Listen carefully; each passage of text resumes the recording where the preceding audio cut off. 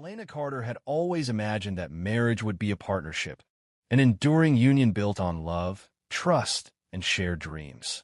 In the early days, when Gregory would bring her breakfast in bed or trace lazy circles on her back as she drifted asleep, she thought she had found that very thing. They had met in college, both ambitious in their own ways. He was pursuing law, and she literature. He was charismatic, quick with words, persuasive in debates. She admired his certainty, mistaking dominance for confidence. He admired her gentleness, until it began to irritate him. The signs were subtle at first. A slammed cabinet door when she interrupted him. A harsh comment disguised as a joke. A grip on her wrist a moment too long. She told herself it was stress, the pressures of his new job at the firm, the long hours, the impossible clients. Then came the children, Noah, born with Gregory's serious eyes, and Lily, who inherited Elena's easy smile. For a while, the children brought peace. Gregory was attentive, doting, proud. But as they grew, his expectations hardened into rules, and his criticism became the air they all breathed. He monitored everything: Elena's spending, her phone calls, the way she folded towels. When she cried, he scoffed. When she protested, he raised his voice. And then, one night, he raised his hand. That first strike was the worst, not because of the pain, but because of the betrayal. Elena stared at her reflection afterward, a faint red outline on her cheek, and knew something inside her had been irreversibly damaged. She tried to leave. Once. She packed a small bag while Gregory was at work, bundled the children into the car, and drove to a shelter 2 counties away. But he found her. The police officer who came to the shelter seemed indifferent when she explained why she left. "No visible injuries, ma'am," he had said, flipping through paperwork. "Your husband's an officer of the court. You need more than accusations." After that, Gregory made things worse, but smarter. No more bruises. Just isolation. He limited her access to money. Took away her car under the guise of mechanical problems. Told friends she was struggling with anxiety. He became the perfect father in public, smiling wide at school events, volunteering for fundraisers. At home, he withheld affection, called her unfit, and whispered threats she couldn't prove. She began to feel like a ghost in her own life. The only person who truly saw her was Rachel, her friend from college who now worked in the state coroner's office. They had kept in touch sporadically, but after a chance reconnection and mutual friend's wedding, Elena confided in her. Rachel was horrified, and after a few months of whispered phone calls and encrypted emails, they hatched a plan. It was dangerous, illegal even, but Elena had exhausted every legal avenue. She wasn't running for marriage. She was running for her life. The plan revolved around a solo kayaking trip, something Elena had done in the past, and something Gregory would find plausible. She scheduled the trip through a public marina, paid cash, left notes about it on the family calendar. The morning she left, she kissed her sleeping children softly, whispering promises she couldn't explain. She wore 3 layers of clothing and concealed documents in a waterproof pouch beneath her waistband. At dawn, she pushed off into the water, rowing calmly, methodically. She reached a remote stretch of river known for its tricky currents. There, she abandoned the kayak and swam to the other bank where Rachel waited. A staged accident report will be filed later. Elena's dry clothes and bag were buried in the woods. From there, they drove to a cabin 2 hours away. The next morning, Rachel filed the missing person report. The kayak was found floating, cracked, and wedged against rocks. Authorities declared it a likely drowning. Gregory was devastated, or so it seemed. News reports quoted him choking back tears, pleading for witnesses, even setting up a reward for information. Elena watched it all from a rented apartment in another state, numb and trembling. The hardest part wasn't the fear. It was the guilt. She had left her children, but staying would have meant losing them in a different way. Her plan had one final piece: to come back for them once Gregory's grip loosened. Once she had power. Once she had proof. With a new name, Emma Rowe, and forged documents acquired through a quiet but costly network Rachel had introduced her to, Elena booked a flight to Lisbon.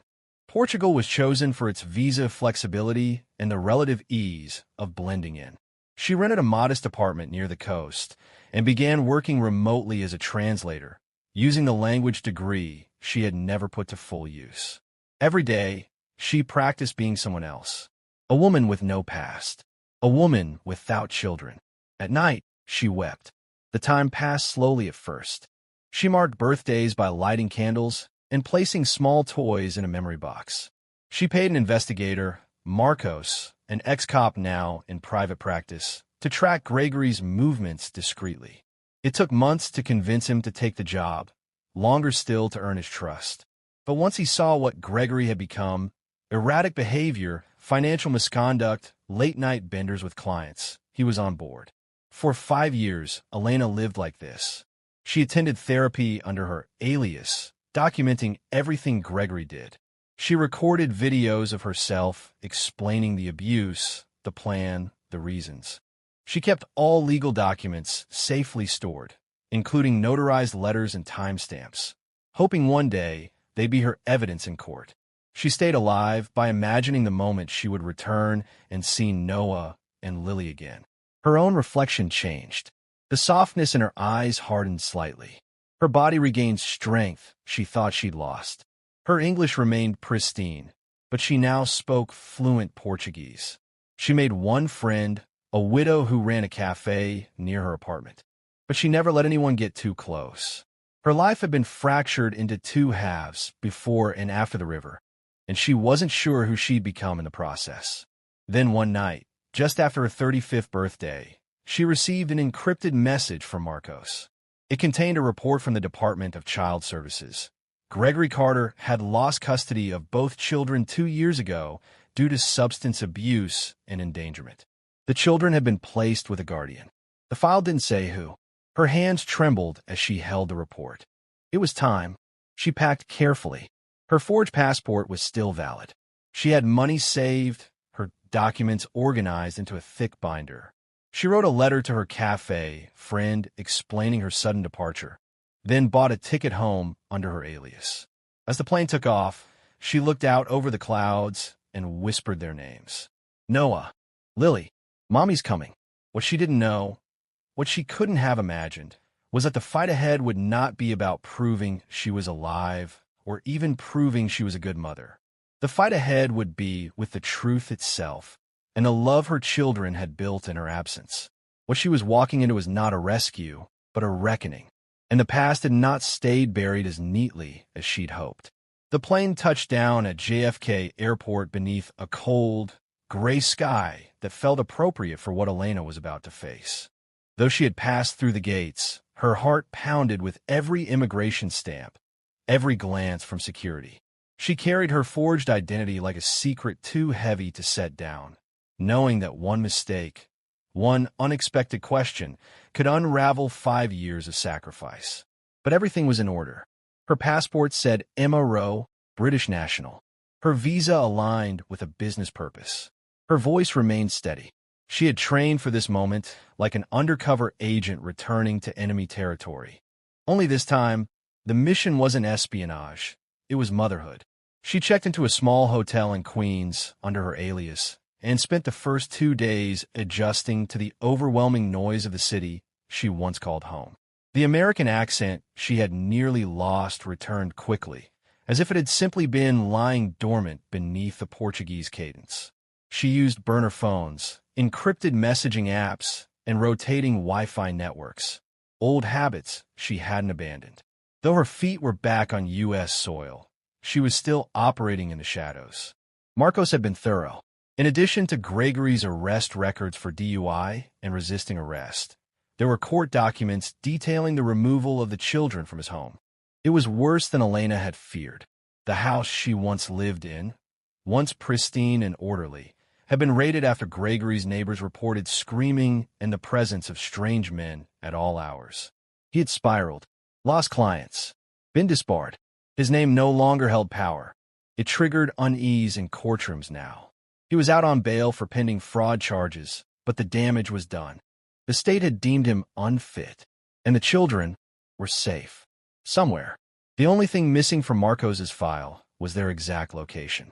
Elena knew better than to charge into the court system without a plan. Reappearing as a once-declared dead woman was not something you walked into lightly, especially not with forged documents and a legal system that didn't look kindly on self-disappearances. She needed help. Real, legal help. Enter Claire Latimer, a high-profile family attorney with a quiet reputation for taking on near-impossible custody cases. Elena had researched her for months. Claire's success rate wasn't just about courtroom tactics. She had a network of forensic experts, therapists, and private consultants who rebuild stories from fragments of truth. Elena had already wired a retainer from a foreign account through Marcos' channels. The meeting was set. On a crisp Thursday morning, she entered Claire's office in Manhattan. Floor-to-ceiling windows, white leather chairs, and silence broken only by the ticking of a minimalist wall clock greeted her. Claire, a woman in her late 50s with silver-streaked hair and steel-gray eyes, studied Elena without blinking. "You look tired," she said, not unkindly. "You've carried a lot." "I didn't come for sympathy," Elena replied, her voice calm but dry. "I came to tell the truth. It took 2 hours to go through everything. The abuse, the staged accident, the relocation, the documents, the therapy records, the investigators' findings." Claire didn't interrupt. When Elena finally stopped speaking, Claire leaned back and exhaled slowly. "You're either one of the most prepared women I've ever met," she said, "or one of the most desperate. Maybe both. Either way, I believe you." Elena blinked, the unexpected validation threatening to unspool the steel threads she had wound so tightly around her emotions. "Can I get them back?" Claire's expression shifted slightly. "We'll have to prove 3 things. 1, that you faked your death for survival, not fraud. 2, that you're emotionally and psychologically sound. And 3, she paused, that it's in the children's best interest to reintegrate with you. That's the hardest part, because they've been raised these last few years by someone else." Elena tensed. "Who?" Claire opened a folder and slid it across the desk. Inside was a single name typed on court stationery: Margaret Carter. Elena's hands froze on the paper. Gregory's sister. The same Margaret who once told Elena she was too soft for her brother. The woman who stood stone-faced at their wedding and later turned a blind eye to every mark, every excuse Elena ever made. "She has full legal guardianship," Claire continued. "Not a foster placement, not temporary custody. Adoption papers were finalized 18 months ago." Elena stared at the words, her mind unraveling. "But how? He wasn't even fit. She hated me. Why would they give her?" Claire interrupted gently. She came forward after the children were taken into state custody. She had a clean record, stable job, and expressed a strong desire to keep them out of the foster system. She claimed to have believed you were dead, and by all official accounts, you were. Elena sat back, breath catching in her throat. All these years planning, documenting, preparing for what? To find her children legally no longer hers? "I want to see them," she said quietly. "I want to know who they've become." "That we can do," Claire said. "But carefully. You can't just show up. It would destabilize them. I'll arrange a supervised observation session. But there's something else." She pulled another document from her folder. A photo. Elena's heart jumped. There they were, Noah, now nearly 12, with longer hair and his father's jaw. Lily, delicate and smiling in a school uniform. They looked healthy, clean, at peace. They attend a private school in Westchester. Margaret lives close by. She's involved from all reports. And she's unmarried. The home is quiet, stable. Do they talk about me?" Claire hesitated. "They were told you died. In a boating accident." Margaret has honored that version of events. There was a funeral. Closed casket. Elena blinked hard. "I was buried. A symbolic service. But yes, it gave them closure." She left the office with the photograph pressed to her chest and her thoughts spiraling. Margaret had never liked her, that much she knew. But had she changed? Had she protected the children out of guilt? Out of family duty? Or had she used the situation to reclaim control from Gregory by presenting herself as the savior? That night, Elena didn't sleep. She sat at the edge of her hotel bed, replaying every moment she'd ever shared with her children. The way Noah used to hum when he was concentrating. The way Lily curled into her side like a kitten. She remembered bedtime stories and peanut butter sandwiches and crayon drawings taped to the refrigerator. And now, those memories were like borrowed films, watched from behind a pane of glass. The following week, Claire arranged for Elena to attend one of Lily's piano recitals, disguised, seated quietly in the back. It would be the first time she saw her daughter in 5 years. Elena wore a scarf, glasses, and a dark coat, though her instincts told her no one would recognize her anyway. Time had changed her. Grief had refined her face, softened her posture. She was no longer the woman who cried quietly in Gregory's shadow. Lily stepped onto the small school stage with poise. She played Claire de Lune with shaky confidence, and Elena covered her mouth to keep from sobbing. Every note felt like a whisper from a time that had vanished.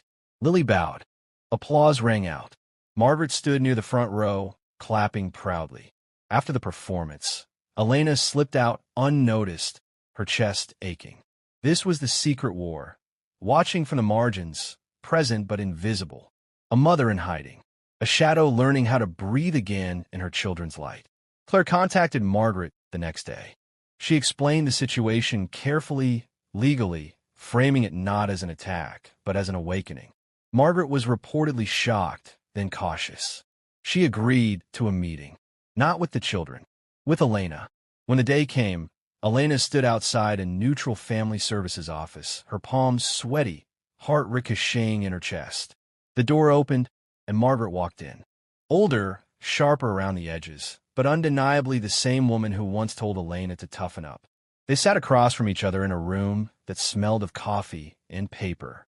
Margaret broke the silence. "I thought you were dead," she said. "I had to make the world believe that," Elena replied. "It was the only way to survive." "You left them." "I left him," Elena corrected. "To protect them. I never stopped watching. I never stopped loving them." Margaret's expression didn't soften, but something behind her eyes shifted. "They're happy now. That's what matters." Elena leaned forward. "And I want to be part of that happiness. I don't want to tear them away. I just want to be in their lives. However slowly, however carefully, I want them to know the truth." Margaret didn't respond at first. She simply nodded once. "We'll see." The air in the mediation room hung thick with years of pain. Elena didn't know what she had expected from Margaret, but it wasn't this measured detachment, this clinical reservation. She had played every scenario in her mind. Rage, disbelief, guilt, but this calm neutrality felt harder to navigate. Margaret had not forgiven her. She had not condemned her either. She seemed, above all, guarded, not for herself, but for the children. In the days following their first meeting, Elena returned to her hotel room every night in a fog of suspended hope. Claire advised patience. Family reunification, especially under such circumstances, was a labyrinth of trauma management and legal choreography. "We don't want to rip open what's finally begun to heal," she warned. Elena knew she was right, but she also knew time had stolen too much already. Margaret eventually agreed to a monitored introduction, a supervised session between Elena and her children under the guise of a family friend visit. Telling the truth will be a process. "We need to let them come to it," Margaret had said. Suddenly telling them their mother's alive. It could undo years of stability. Elena didn't argue. Not yet. She was too close now to jeopardize it with a legal war. What mattered was seeing them. The session was held at a child-friendly therapeutic center in Tarrytown. The space had been designed to look like a warm living room, with soft lighting, cushions, a small bookshelf, and calming pastels. Elena arrived early. She wore simple jeans and a soft blue sweater. Her hair, slightly longer now, was tucked neatly behind her ears. A therapist greeted her and gently explained how the hour would unfold. She nodded mechanically. Her pulse felt like a hammer inside her ribs. And then they entered.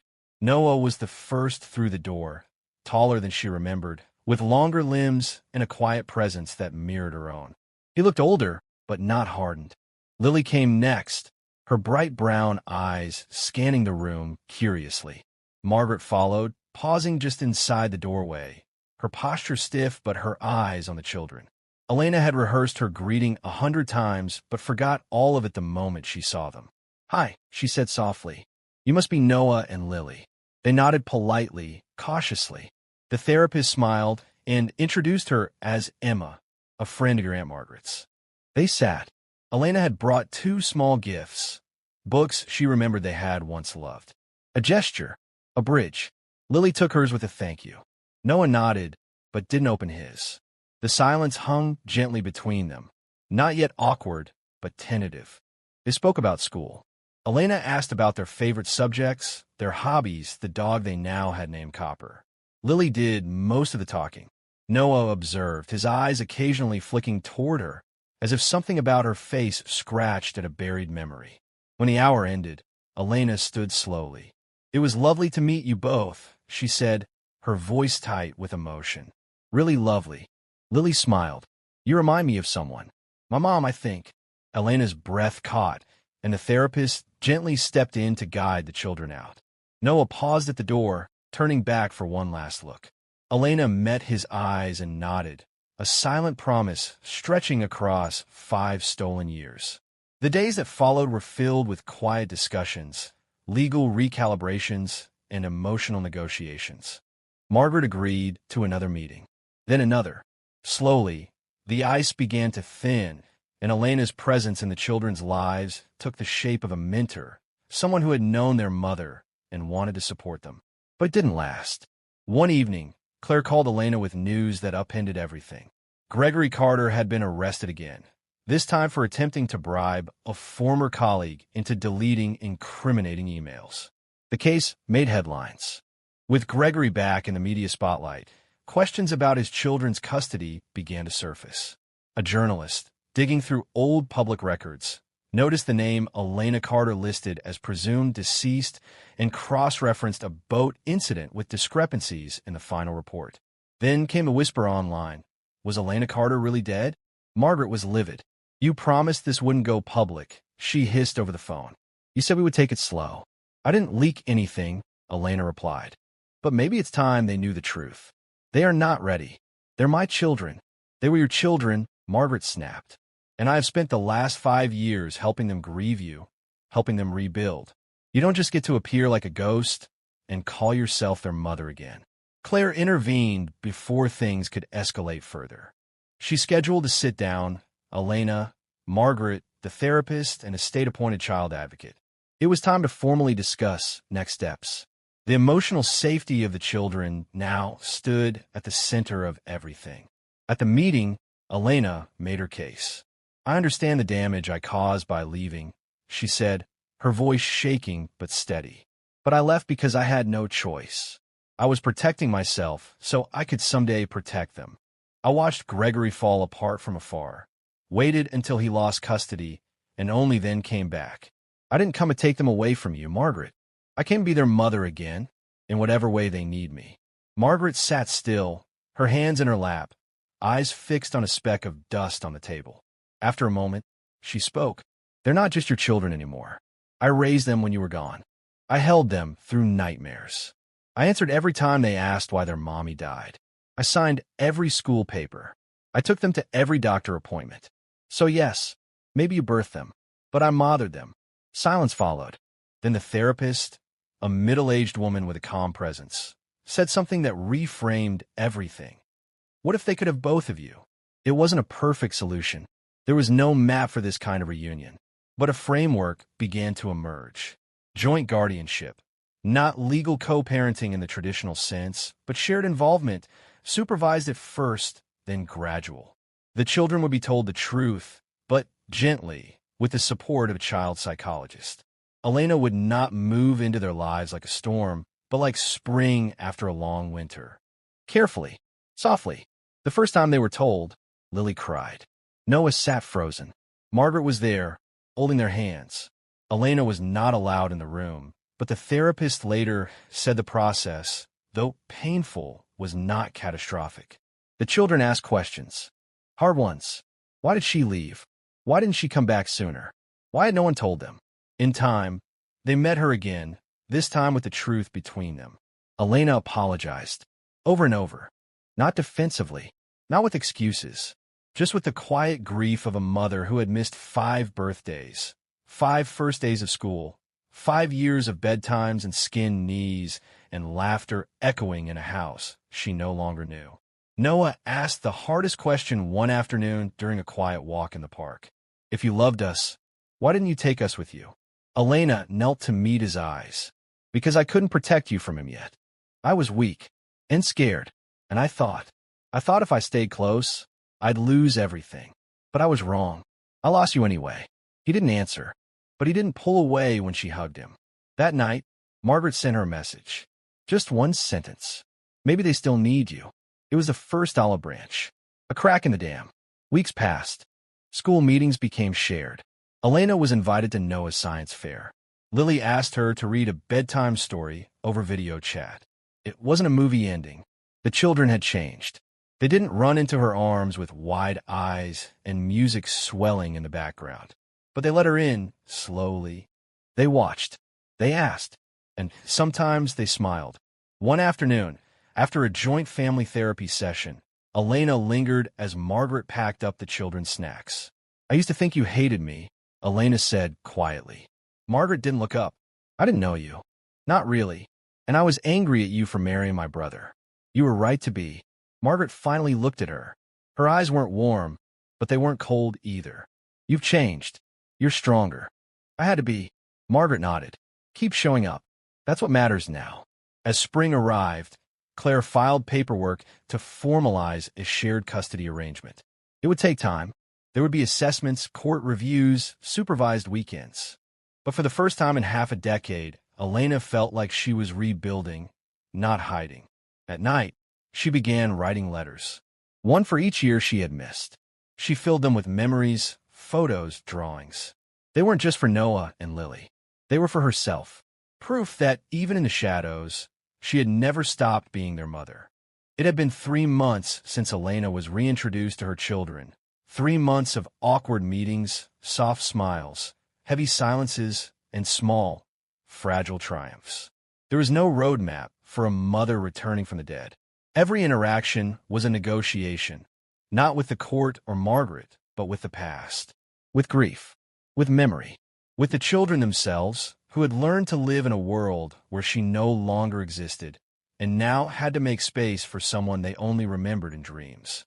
Noah had taken longer to open up. He was 11 now, nearly 12. His world had become rooted in structure, logic, and caution. The return of his mother disrupted all of that.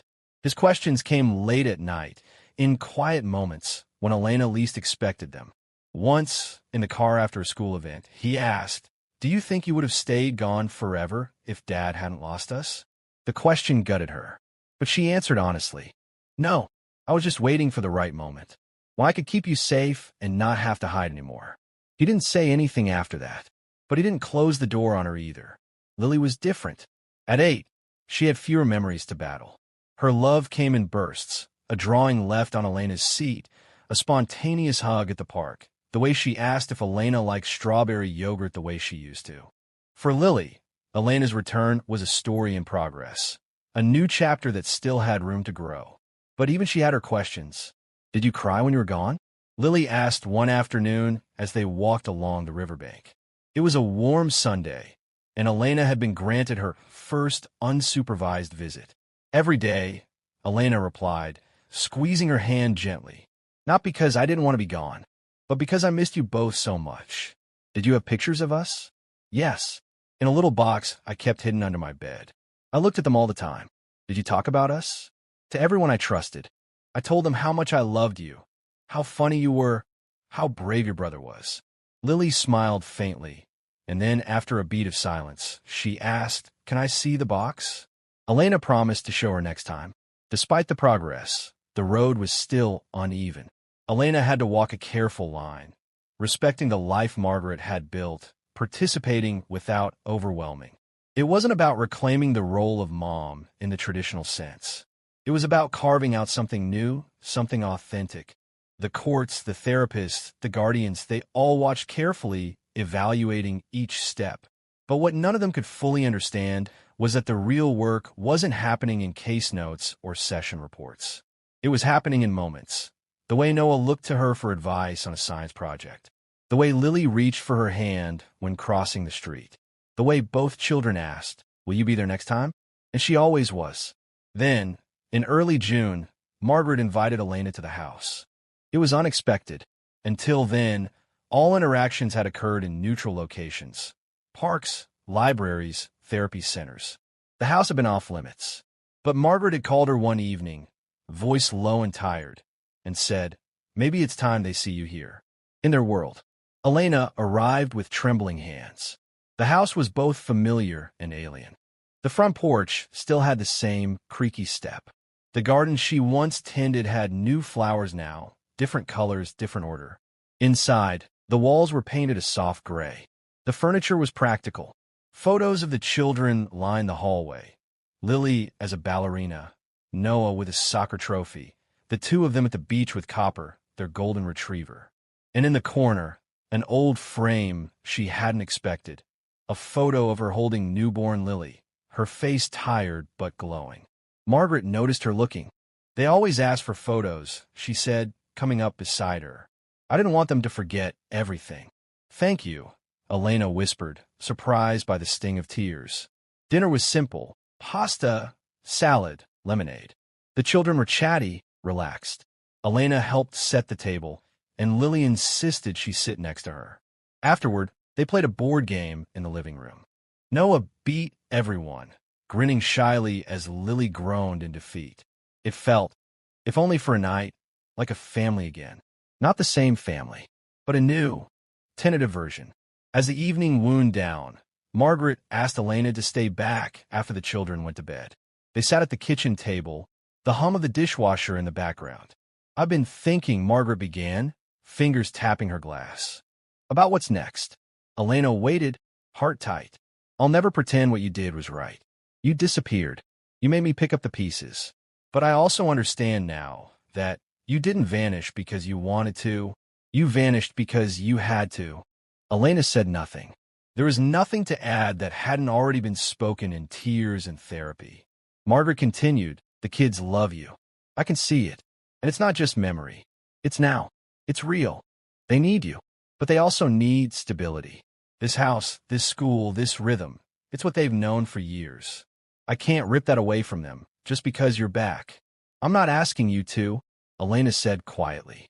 "I know," Margaret nodded, "which is why I'm proposing something permanent." Elena's breath caught. "I want to keep guardianship," Margaret said, "but I'm willing to formalize a shared legal custody agreement. Not just visitation, not just temporary, full recognition that you're their mother, that you're back, that you're part of this." Tears welled in Elena's eyes. "Are you sure?" "I wouldn't have said it if I wasn't," Margaret replied. "But we'll do it through the courts. The right way. You'll be evaluated again. There'll be another hearing. But if everything checks out, then yes. It's time." It took 6 more weeks. There were home assessments, school interviews, sessions with a court-appointed mediator. Elena had to give sworn testimony about the years she'd spent away, including an official apology submitted to the state for faking her death. But because of the extenuating circumstances, documented abuse, a history of seeking therapy, verified efforts to monitor her children's well-being, the judge granted her request. In August, the agreement was finalized. Elena Carter was restored as a legal parent. Margaret retained joint guardianship. Custody was shared, weekends, holidays, alternating summers. There were still conditions, regular check-ins, a therapist's oversight for at least the next year. But it was official.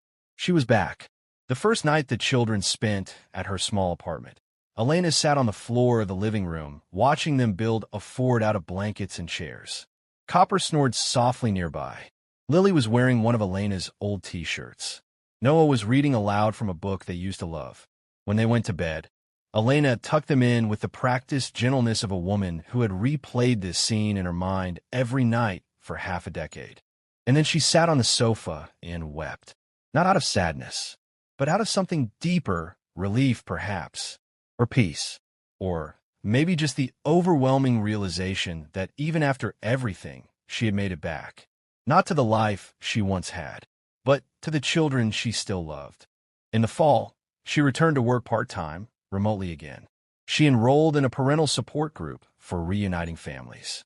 She spent weekends baking with Lily, attending soccer matches with Noah, and sharing tea with Margaret on the front porch, where the tension had given way to something softer. A truce, a shared love that bridged their histories. And in the evenings, after the children had gone to sleep, she would sit with the memory box she once kept hidden under her bed. She had brought it back from Portugal. Inside were drawings, photographs, letters she never sent. Now, she began writing new ones, not to preserve the past, but to celebrate the present. The last one she wrote ended with just 3 words. "We made it."